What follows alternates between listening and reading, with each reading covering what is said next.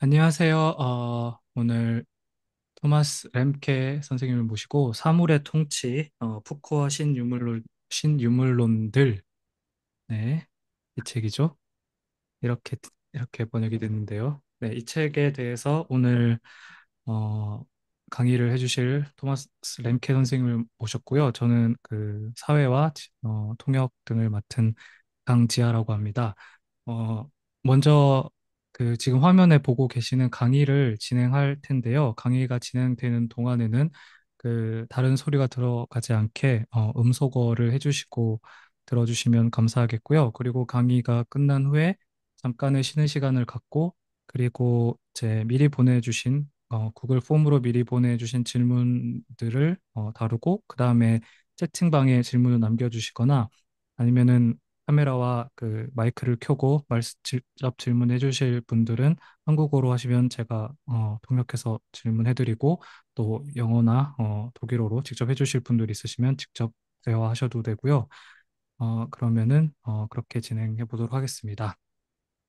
먼저 선생님을 박수로 맞아보겠습니다. So, please welcome Professor Lemke, and the floor is yours. You can begin the lecture now, and it will go on the screen, and audience can follow. So first, yeah, you can begin. You can start.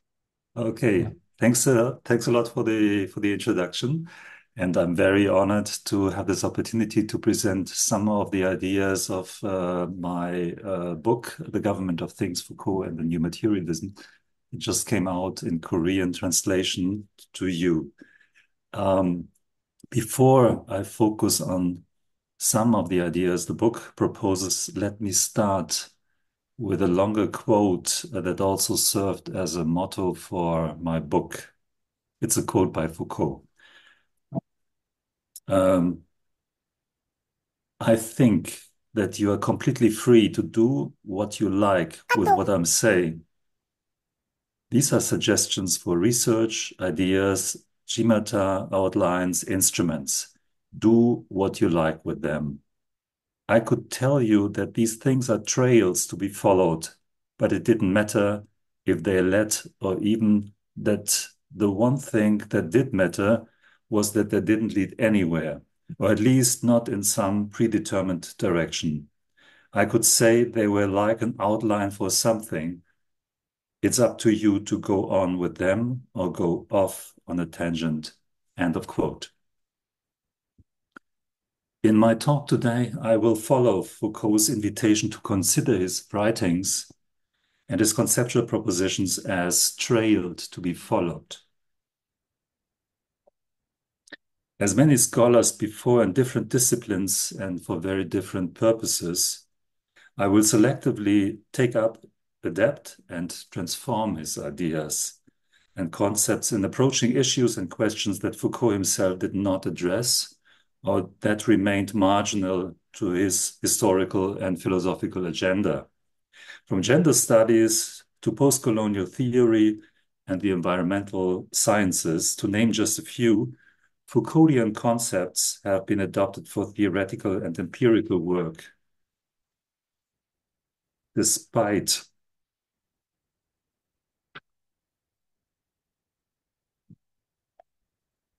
despite see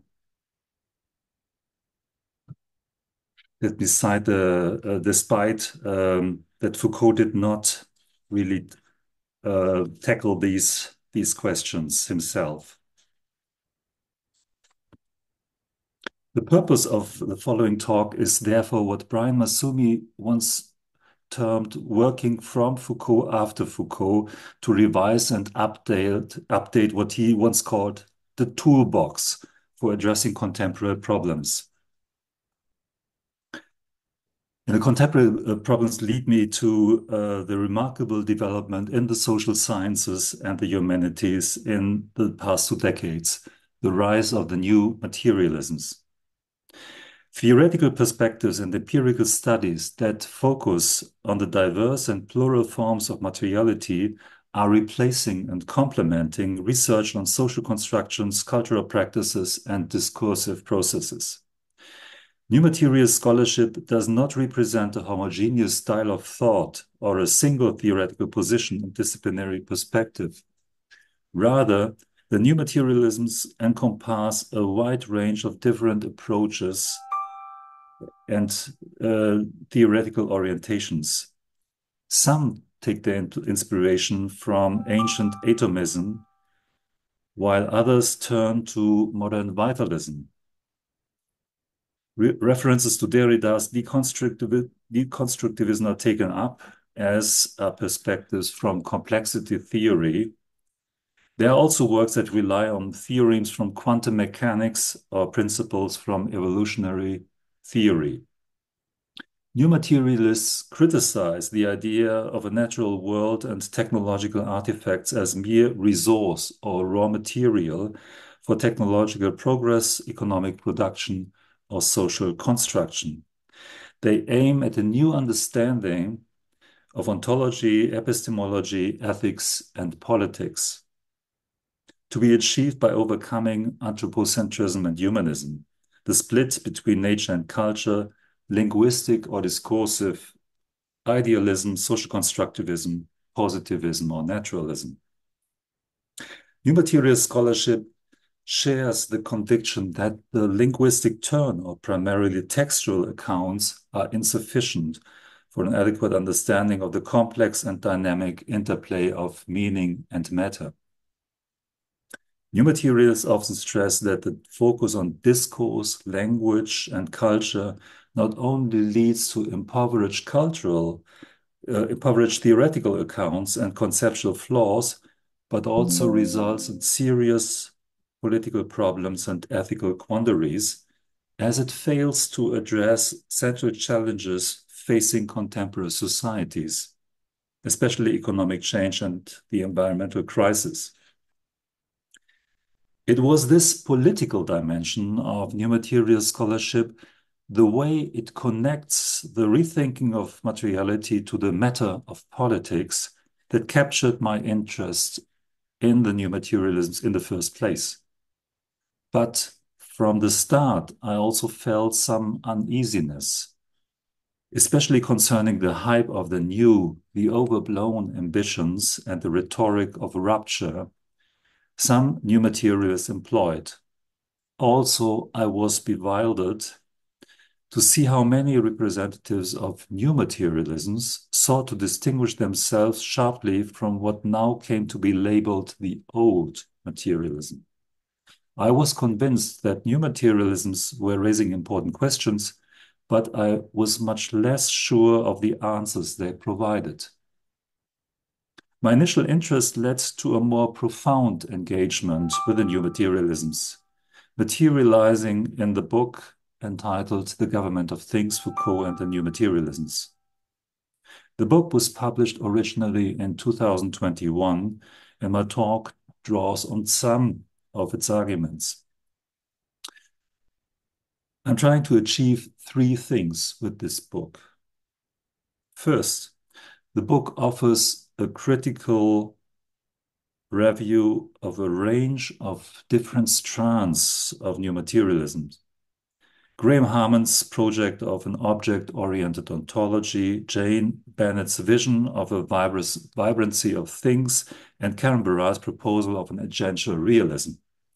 I present their central ideas and theoretical strength in advancing a post-humanist account and a reconsideration of non-human nature and matter.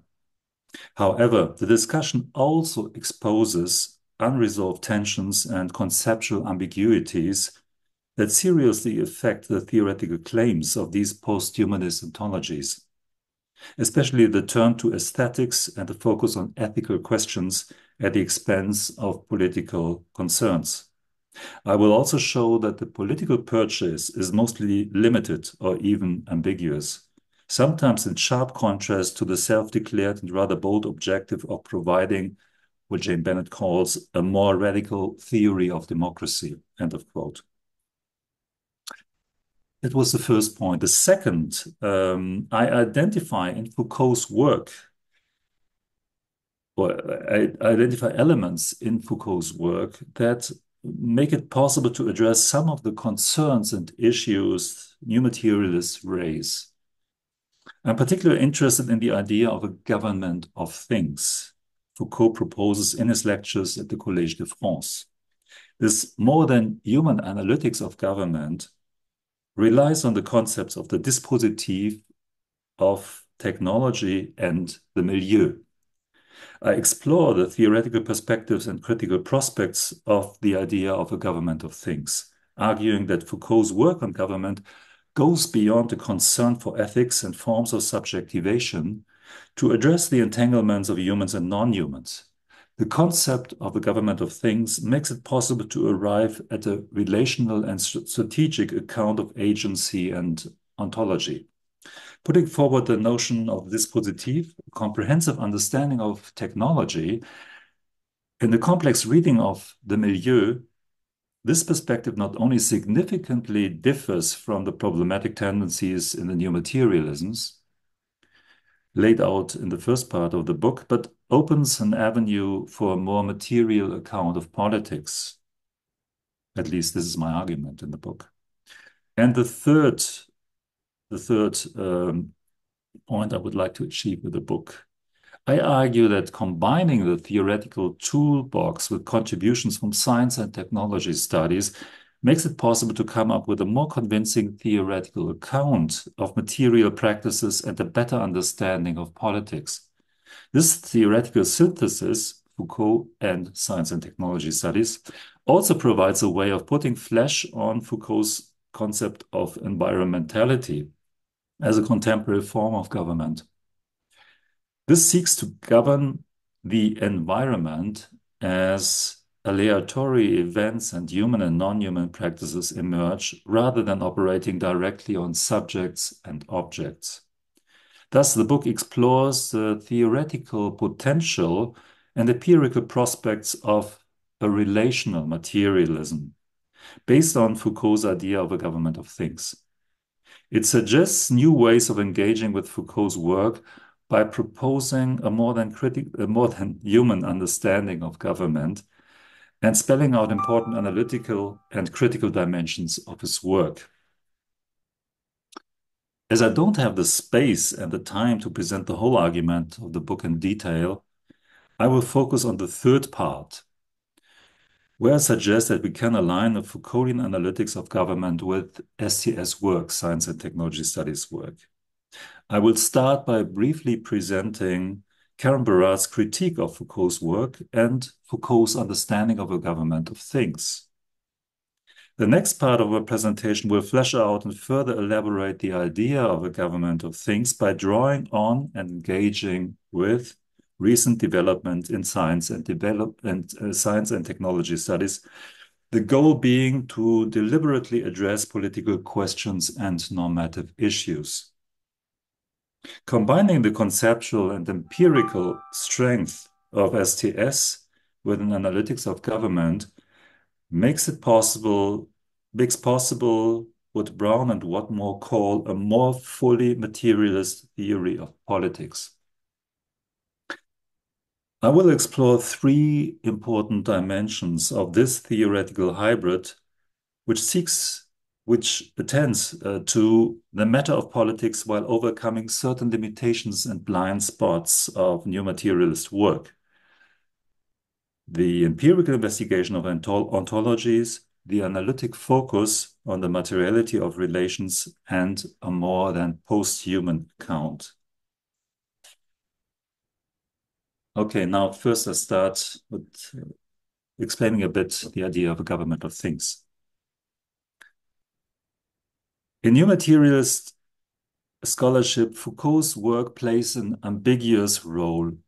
While he is often mentioned as an influential source and inspiration for material scholarship, as his genealogists problematize any stable concept of the human or the subject, he is also perceived as one of the most important representatives of discourse theory and the cultural turn, which is seen as disputing or negating the relevance of matter. While many new materials praise Foucault's writings for the important insights they offer, his account of the body and power is mostly seen as only partly convincing and, in the end, unsatisfactory. There seems to be a general consensus that Foucault has to be subsumed under the category of social constructivism and anthropocentrism. Karen Barad, one of the most important representatives of new materialist thought, claims that Foucault's work restricts agency to human subjects without taking into consideration the agential properties of non-human forces. She identifies several problems with Foucault's account of matter. First, she argues that Foucault restricts the productivity of power to what she calls the limited domain of the social. According to Barad, Butler, and Foucault, both, I quote her, honor the nature-culture binary to different degrees, thereby deferring a thoroughgoing genealogy of its production, end of quote. By privileging the social in Barad's view, by privileging the social Foucault in Barad's view cannot understand the complex interactions of human and non-human actors. The second criticism is closely connected to the first. Barad argues that Foucault's analysis remains one-sided and limited as, quote her again, it focuses on the production of human bodies to the exclusion of non-human bodies whose constitution it takes for granted, end of quote. What is needed in Barad's view is a post-humanist concept of performativity that accounts for the materialization of all bodies and finally allows for an investigation of the practices through which the boundaries between the categories of human and non-human emerge and are stabilized.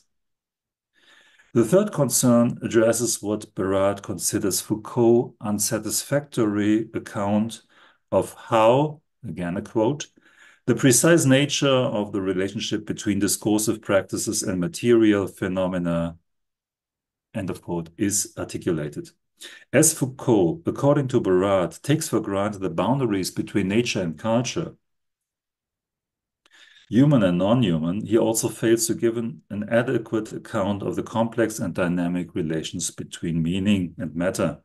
She argues that in Foucault's work, matter serves as a passive resource or a raw material for social power relations. My book offers a reconsideration of the three critical points Barad raises against Foucault. First, the privileging of the social. Second, the alleged anthropocentrism. And third, the failed conception of the relation between discursive practices and material phenomena. I will show that contrary to this widely accepted and rather dismissive assessment, elements of a more than human account can be found in Foucault's work, especially in his idea of a government of things, which he briefly outlines in his lectures on governmentality. By stressing what Foucault calls the intrication of man and things, this theoretical project makes it possible to go beyond readings of Foucault's work as anthropocentric.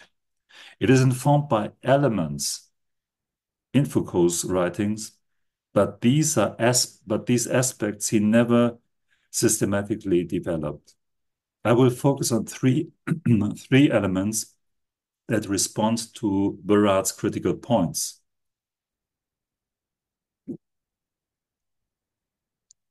Against Barad's charge that Foucault's account of the relationship between discursive practices and material phenomena remains unsatisfactory, I show that Foucault's notion of the dispositif is informed by a material discursive understanding of government as arranging things. I discuss Foucault's distinctive use of the idea of the dispositif and spell out its ontological, technological, and strategic dimensions, as well as analytical and critical value. Also, I contrast the Foucauldian notion of the dispositif with current neo-materialist usages of apparatus and assemblage, stressing the political dimensions of this concept of ontology, dispositif, which goes beyond the focus on ethics and aesthetics in many new materialist accounts. Secondly, Against Barrett's charge that Foucault focuses on the production of human bodies, I argue that Foucault extends the meaning of technology. Instead of reserving the term for manipulating and mobilizing things in the literal sense, Foucault's vocabulary also applies it to human affairs, or rather, it operates beyond the dividing line between the human and the non-human. I also analyze the concept of technologies of security Foucault introduces as a specific feature of liberalism and spells out their role as feedback devices. Here, Foucault develops a cybernetic understanding of the governor as both a directing political position and a material entity for regulating technical systems. Third, against Barrett's charge that Foucault limits the productivity of power to the sphere of the social, I demonstrate that the milieu constitutes a strategic element in the emergence of a liberal governmentality in the 18th century that seeks to govern the interface between the social and the non-social. I show that the liberal government not only targets the life of populations, but also defines a vital power that draws on and imitates the power of the living. The milieu provides the basis for a more than social framing of biopolitics that no longer exclusively addresses human individuals and populations, but rather attends to the complex associations of humans and non-humans. To avoid possible misunderstandings, the idea of a government of things remains an underdeveloped theme in Foucault's work. His writing did not so much systematically pursue as offer promising propositions for this theoretical perspective. I'm not suggesting that there is a fully fledged post-human or more than human account in government found to be found in Foucault's work. Rather, I remain faithful to Foucault by betraying some of his original concepts. I draw on conceptual tools and methodological suggestions Foucault put forward to further develop and sometimes distort them in order to address new questions and contemporary problems. In doing so, I'm not primarily interested in extending Foucault's analysis into research areas he did not deal with in his own work. I do not focus on absences and deficiencies. Rather, I'm trying to identify ways in which the concepts already present in Foucault's writings might offer new, unexpected, or underdeveloped insights into governmental practices. To further develop this idea of a government of things, I propose to align Foucauldian analysis of government with insights from science and technology studies, especially actor network theory and feminist technoscience. My argument builds on John Law's observation of crucial similarities between science and technology studies work and Foucault's history of the present, as both lines of research, and that quote John Law, attend to material and linguistic heterogeneities and how these generate effects, including asymmetries and dualisms, end of quote. In the following, I will explore three important dimensions of this theoretical hybrid that attends to the matter of politics while overcoming certain limitations and blind spots of new materialist work: the empirical investigation of ontologies, the analytic focus on the materiality of relations, and a more than post-human account.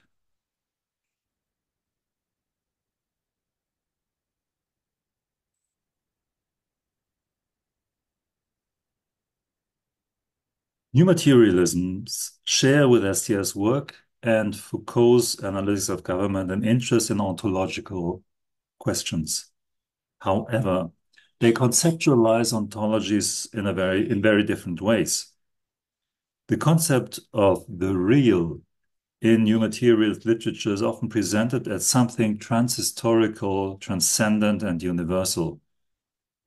Sismondo observes what he calls a reification of inquiry in new material scholarship, where ontology is transformed from, I quote him, a kind of study to a kind of thing to be studied, end of quote. Accordingly, object-oriented ontology aims to unveil the true complexity and strangeness of objects, while vital materialism claims to attend to a so far unacknowledged thing power. Foucault's genealogical work and STS differ from this understanding of the real. They share a focus on practices and the problematization of traditional philosophical understandings of ontology. While work in STS examines empirical ontologies, Foucault investigates historical ontologies. Both of these lines of research conclude that the question of the makeup of the world is not a theoretical but a practical issue open for empirical and historical investigations. Foucault puts forward a nominalist account that endorses a systematic skepticism towards theoretical propositions that posit a universal and coherent unity beneath historical variation. In this view, universals no longer provide the starting point for analysis, but appear as the effects of practices. I quote Foucault, an ensemble of more or less regulated, more or less deliberate, more or less finalized ways of doing things, end of quote. They are not monolithic entities that undergo historical modulation so much as a network of heterogeneous elements that cannot be boiled down to an underlying essence or an individualized species. Foucault starts with the methodological assumption that ontological entities as such do not exist, organizing and founding certain practices. However, the rejection of classical ontological claims is not coupled with social constructivism or philosophical relativism. Rather, it gives rise to a historical and praxeological account that serves to analyze how processes of objectivation and subjectivation come into being by coordinated material discursive practices. Thus, STS research and Foucault's analytics of government share an ambition to shift the emphasis from epistemological questions to practical issues, multiplying the term ontology. Or rather, both lines of research start from nontology, to borrow a term proposed by Ignacio Farias. They investigate ontological constitution, saturation, or determination. The supposition that universals do not exist provokes the question of how a distinctive domain of things has come into being. In Foucault's genealogical work, it is exactly this analytic focus on non-existence that fuels the problematization of power and government. In contrast, actor network theory has for a long time focused on the emergence of distinctive realities of forms of world making, their struggles and successes, without adequately addressing the marginal, the excluded, and the failed.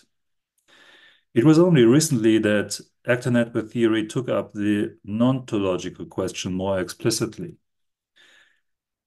As John Law and Marianne Lien note in their study of farmed salmon, actor network theory in its early days failed to put forward a concept of ontological multiplicity that also encompasses not quite realized realities.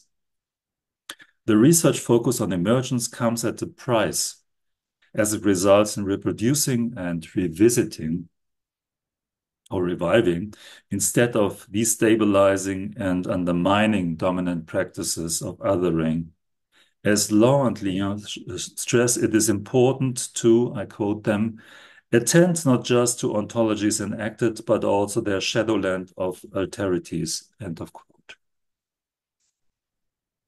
While Foucault's analytics of government and STS both turn to nontology, their modes of investigation and focus of interest are rather different. Foucault's genealogical project seeks to examine comprehensive regimes of practices, or what he calls practical systems, and large-scale historical transformations, while STS research tends to focus on singular and local practices and how they are stabilized and reproduced in the present. The theoretical synthesis of a government of things seeks to combine these complementary concerns to enact a movement that articulates the global within the local, the singular within the universal, the micro within the macro. The analytic advantage of this double-edged ontology of the present, as Foucault calls it, is that it enables us to better account for the political dimensions of ontological questions. The emphasis of this relational materialism on multiplicity and openness, combined with an attentiveness to structural patterns and dispositives, implies that ontologies are not given, rather they emerge in practices. It is possible to mobilize different or alternative ontologies, more just or greener, etc., as they are always already part of what law calls the unseen and anomalous generativity of practices. End of quote. The empirical sensibility for contingencies and heterogeneities is connected to the political interest in articulating what he calls different and better social arrangements. As Anna-Marie Mohl makes clear, it is exactly the political character of how things come into being and remain into being that distinguishes the new materialisms from work in STS. I quote her: "The questions most relevant to relational materialism are not philosophical in character, but political. As long as ontology is taken to be stable and singular, it may either be within reach or out of reach, but good and bad have nothing to do with it. If, by contrast, realities are adaptive and multiple, if they take different shapes as they engage and are engaged in different relations, then questions of ontological politics become important." End of quote.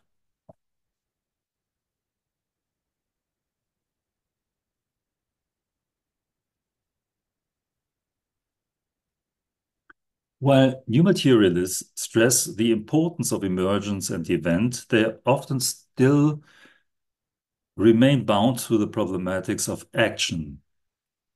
Object-oriented ontology and vital materialism, and to some extent agential realism, consider agency as a quality of material existence, while object-oriented ontology situates agency directly in the intrinsic capacities of objects that allow them to act. Vital materialism considers agency to be distributed across a range of heterogeneous entities and processes, starting from the intelligent vitality of self-organizing capacity, as Rosie Bardottet once put it. Even agential realism seems to prolong and restage agency instead of moving beyond the agential imagination, when Barrett claims that, I quote her, "the space of agency is not restricted to the possibility for human action." End of quote. Hence, new materials seek to expand the traditional concept of agency while leaving intact its crucial premises and preconditions. In new materials literature, the question of agency is at the same time omnipresent and absent. On the one hand, this suggests a universalization and democratization of agency to include formerly excluded entities. On the other hand, it is something difficult to grasp, as it becomes detached from socio-material relations and is, I quote Susanne Letto, transferred to anonymous meta-historical forces like matter or life. End of quote.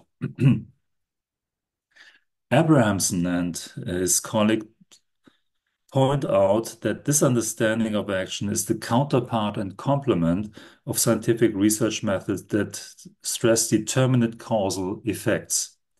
While STS work destabilizes and undermines the sovereignty of scientific knowledge, new materialist accounts often rely on a very authoritative and critical understanding of science. The focus is on scientific breakthroughs and discoveries that provide the background or basis for new materialist thought. This holds true for the role of Bohr's quantum mechanics in agential realism, or early 20th century biology and Bennett's version of vital materialism. This implicit scientism in new materialist literature points to a surprising lack of reflexivity, as Bruce Brown's noted. As the contested and provisional role of scientific knowledge is rarely analyzed or explained, it serves as a self-evident, true, and irrefutable foundation for formulating ontological and political claims. Foucault's relational materialism not only goes beyond the scientism of many new materialist accounts, it also provides a more convincing account of relationality. It diverts analytic attention from simple capacities and inherent qualities to complex networks and arrangements, taking relations to be primary and originary forces instead of secondary or derivative entities. However, this theoretical move does not imply a normative judgment. It is important, I quote Erich Höll, not to lapse into a political romanticization of relation, end of quote.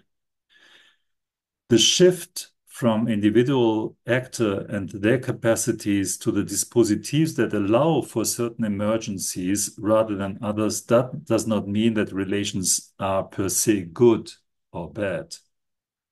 As evaluative processes can only take place once the results of empirical investigations are available, the question cannot be answered beforehand, but depends on the materialities of concrete relations. Thus, Foucault analytics of government proposes a material relationism that differs from the object-oriented ontology's rejection of relationality, as well as from vital materialism's and agential realism's relational enthusiasm, as Erich Höll put it, which embraces relationality as such. Rather than conceiving of relations as something with a fixed and stable normative value, the idea of a government of things advances a mobile and material understanding of relationality. How do particular entities emerge? In what context do they operate? What effects do they co-produce? In this relational account of relationality, relations are not either better or worse compared to the solidity of matter or being. They have to be evaluated in terms of their materiality. So, analytically and normatively, it is important not to generally oppose sensibility for relationality to isolationist or essentialist accounts, but rather to empirically investigate the specific forms these relationalities assume. How are heterogeneous materialities arranged and assembled? Foucault's notion of the dispositif explicitly addressed the strategic dimension of these compositions. This sensibility for strategic questions informs the concept of a government of things, and it also cautions against the theoretical claim to turn to the material or to bring the material back in. This new materialist call is seemingly paradoxically articulated in the historical situation where the material in contemporary regimes of government is less and less conceived as inanimate stuff or as a passive and immutable, but rather as vibrant matter to be mobilized and exploited.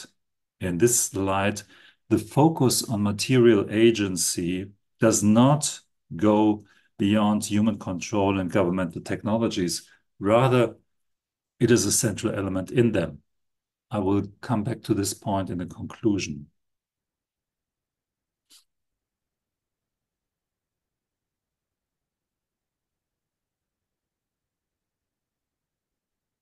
The more than human account of government proposed here also differs substantially from the endorsement of posthumanism in many strands of new materialisms.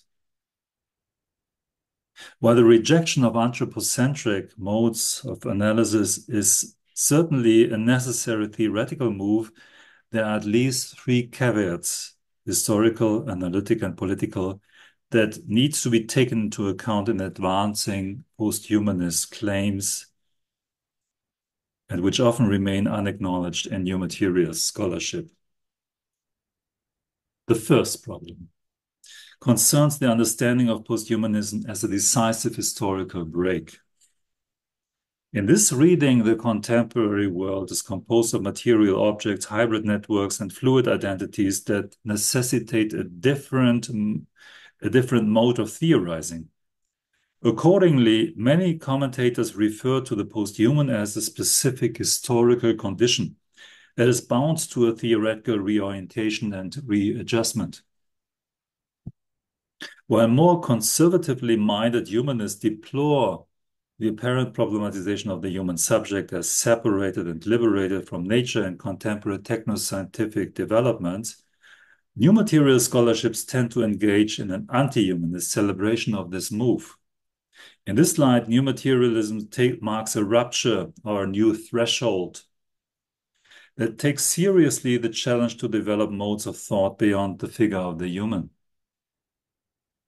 However, this understanding ironically tends to reaffirm the concept of the human it seeks to undermine.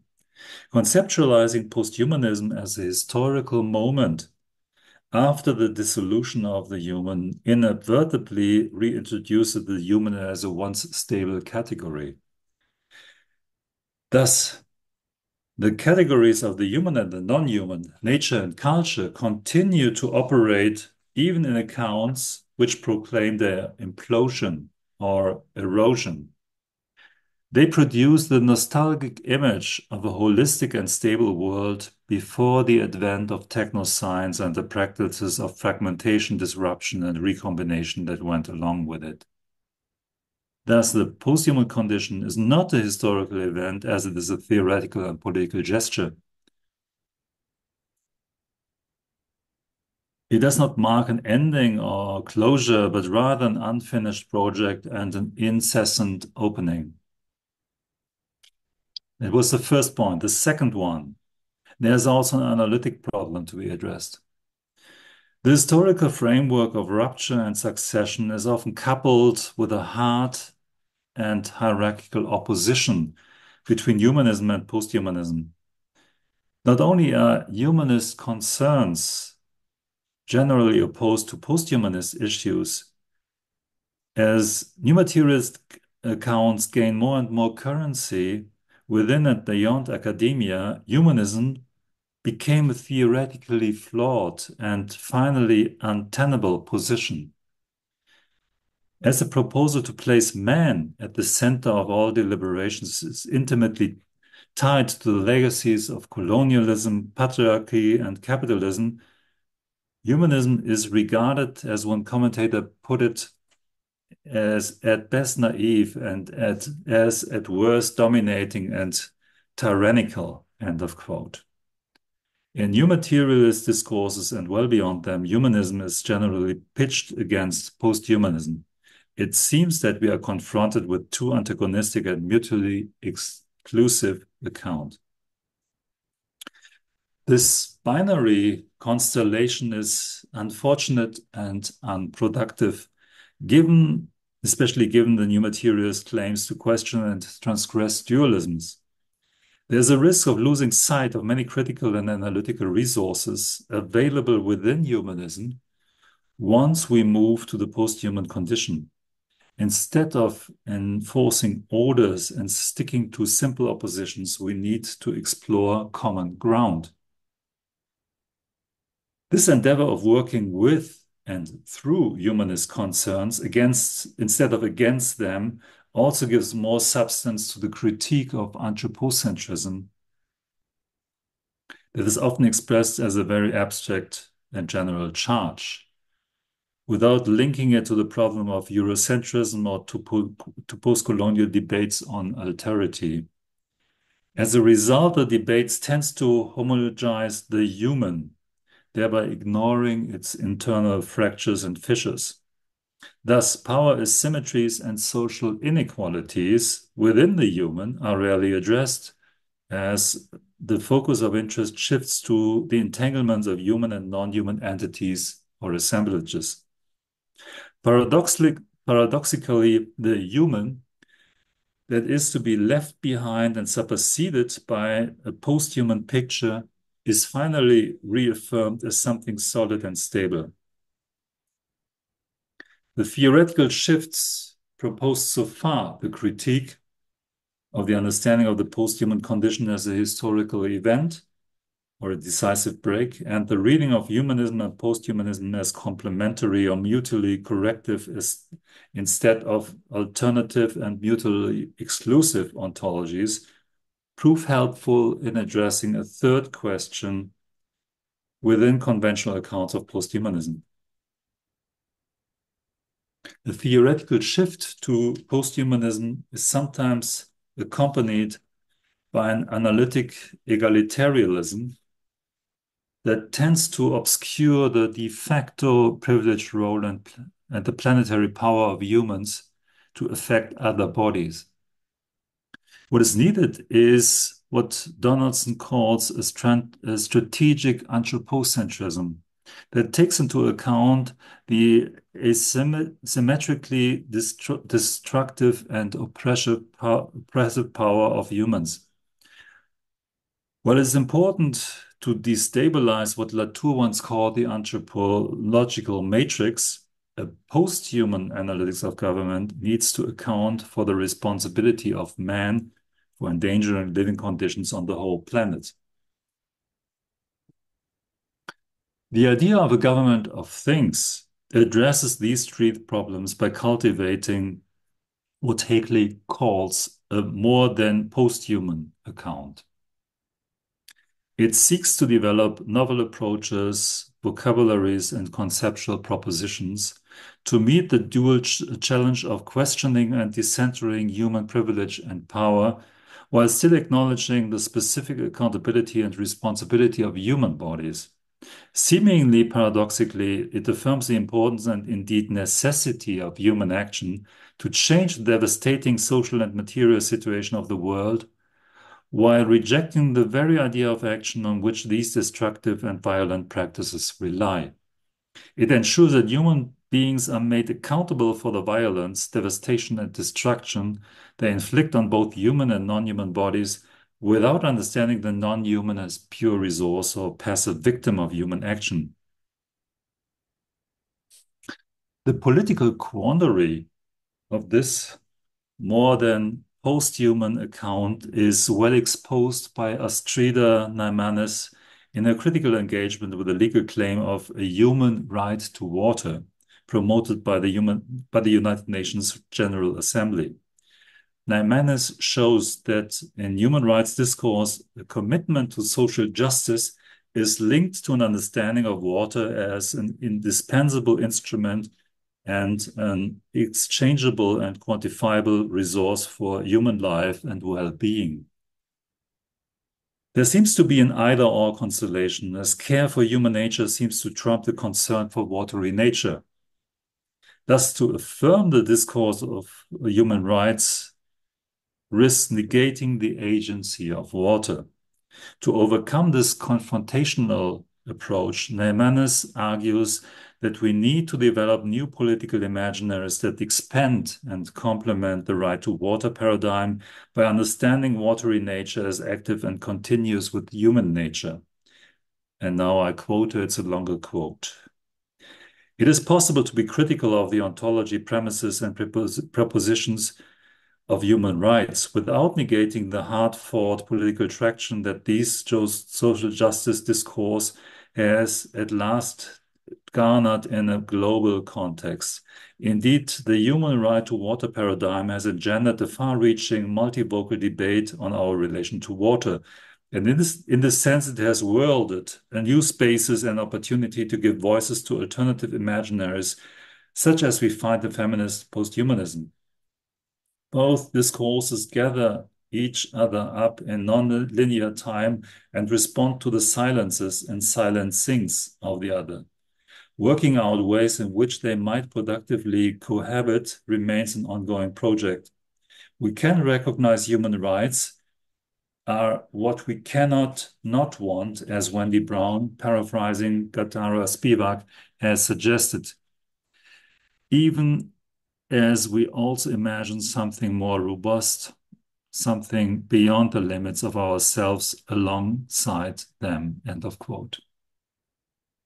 What is at stake is how to tie the care for equitable, more just relations between humans to the need to a concern for a more comprehensive community, a we, of which humans are an integral part. This political challenge informs Foucault's call for a critical ontology of ourselves, marking the we as a space of investigation and negotiation. It does not refer exclusively to a human collective, but is rather to be conceived of as an ongoing project, an indeterminate question, or a moving target. Foucault observes, I quote him, "The problem is precisely to decide if it's actually suitable to place oneself within a we in order to assert the principles one recognizes and the value one accepts, or if it is not rather necessary to make the future formation of a we possible by elaborating the question, because it seems to me that the we must not be previous to the question. It can only be the result and the necessarily temporary result of the question as it is posed in the new terms in which one formulates it." End of quote. Let me conclude. As I have argued in this talk, the idea of a government of things stresses the materiality of politics by articulating the link between the matter of politics and the government of matter. It invites us to disentangle the notions of matter and ontology as necessarily associated with determinism, essentialism, and reductionism, and it challenges political imaginations and critical vocabularies by questioning the idea of nature as solid, stable, and static. This theoretical move takes up important insights and achievements of new material scholarship that stresses the vitality of matter, the entanglement of epistemological, ontological, and ethical issues, and the limits of anthropocentric modes of thought. However, the proposal to synthesize and combine the STS tradition with Foucault's analytics of government also goes beyond important strands of new materialisms by endorsing a performative and praxeological account of materialities that attends to political ontologies. Many new materials accounts tend to promote versions of a scientific positivism and rely on an incomplete or very broad understanding of ethics. They also suffer from an underdeveloped understanding of politics. As a result, they mostly ignore how matter and non-human nature is often mobilized rather than suppressed in contemporary political practices. New material scholarship suggests more modest ontologies that depart from modernist appropriations of nature and invite the prospect of sustainable futures and mutually determining and supporting human-non-human exchanges. However, this altered ontological framing that moves beyond human-centered trajectories might not have the effects new materials imagine. While many new materials mostly conceive of this displacement as more or less directly coupled with post-capitalist futures or greener or more democratic politics characterized by horizontal engagements and multi-species entanglements, these new ontologies might actually intensify and increase techno-material practices and the process of capitalist enrollment of human and non-human natures. Cherishing symmetrical ontologies and discarding the modernist split between nature and culture does not necessarily guarantee a post-capitalist future, nor does it automatically undermine technocratic visions of ecological modernization. The new materials account of matter as intricate and indeterminate, and their focus on multi-species entanglements resonates well with environmental strategies of adaptive control and resilience management. It nurtures, and now a longer quote, it nurtures the promise that the Earth can, with loving supervision, intelligent crafting, big data monitoring, careful techno-natural nurturing and manicuring, be terraformed to whatever socio-ecological conditions humans may desire, end of quote.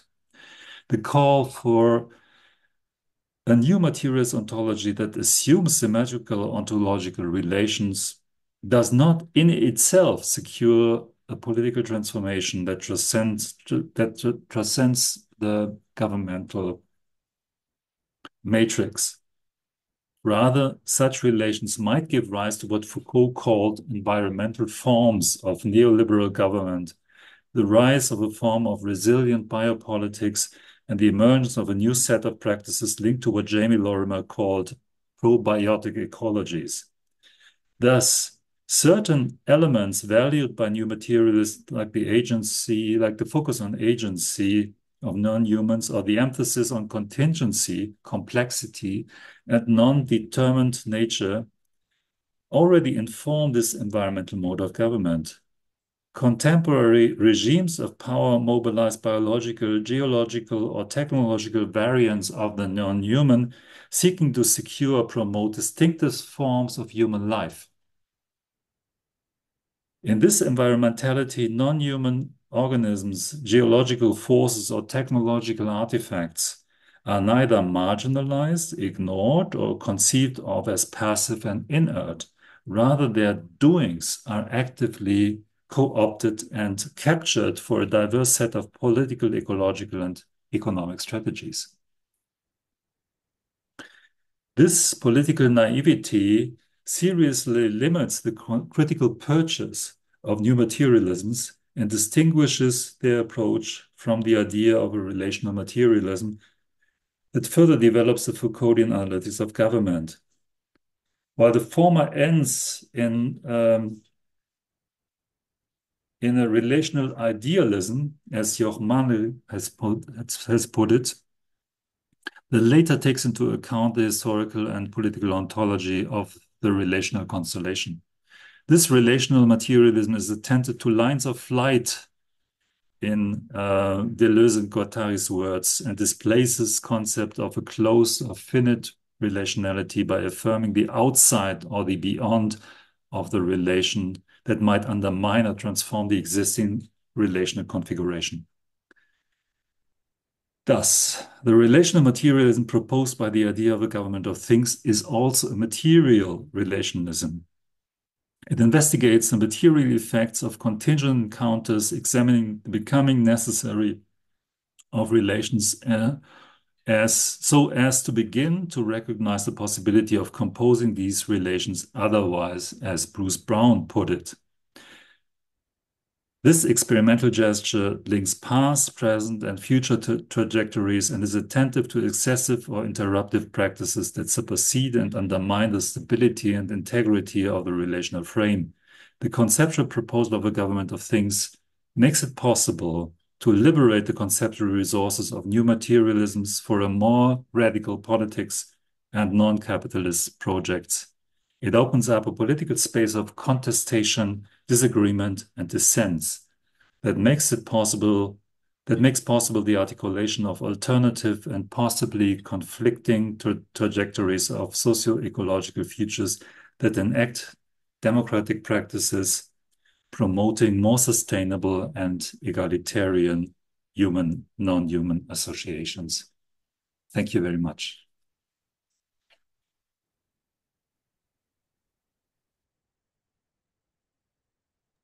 Thank you so much for your lecture. Maybe we'll take 8 minutes of break. So until uh 5:10 for our time and probably 10:10 for your time. Yes, Yeah, 10 yes. after Yeah. 10. So let's meet again in 8 minutes. Okay. Yeah, yeah, Thanks a lot. Yeah. no problem.